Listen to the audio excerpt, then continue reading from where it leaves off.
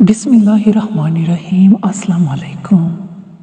हज़रत अब्दुल्लाह बिन अब्बास रज़ी अल्लाह तआला अन्हु ने एक हदीस मुबारका को रिवायत करते हुए फरमाया कि जब हज़रत ईसा इब्ने मरियम अलैहिस्सलाम के हवारियों ने आप अलैहिस्सलाम से कहा, ए ईसा अलैहिस्सलाम, आप हमारे लिए किसी ऐसे इंसान को ज़िंदा फरमा दीजिए जो हमें हज़रत नूह अलैहिस्सलाम की कश्ती के मुतल्लिक दुरुस्त मालूमात फराहम कर सके।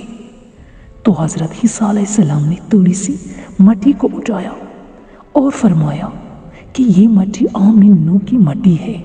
फिर आप अलैहिस्सलाम ने इस मट्टी पर अपना हस्सा मारा तो एक बूढ़ा शख्स उठ खड़ा हुआ।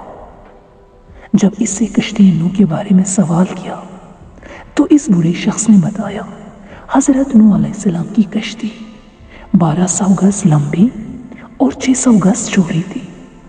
इसमें 3 मंजिलें थी। पहली मंजिल में हज़रत नूह अलैहिस्सलाम और तमाम जानवर मौजूद थे। दूसरी मंजिल में इंसान थे और तीसरी मंजिल में परिंदे थे।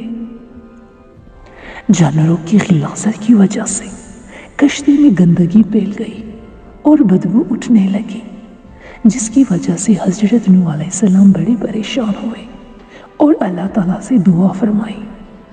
तो अल्लाह ताला ने हज़रत नूह अलैहिस्सलाम की तरफ वही फरमाई और आप अलैहिस्सलाम को हुक्म दिया कि ए नूह, अपने करीब खड़े हाथी की दुम को पकड़कर एक तरफ खींचो। फिर हज़रत नूह अलैहिस्सलाम ने अल्लाह के हुक्म के मुताबिक हाथी की दुम को पकड़कर झटकाया तो 2 जानवर निकले जो कि खंजीर नर और मादा थे। ये फौरन जानवरों के फैलाई हुई गिलाज़त की जानिब लग गए और कुछ ही लम्हों में सारी गंदगी को खा गए। इन 2 खंजीरों की जोड़ी से ही इनकी बाकी नस्ल आगे बढ़ी।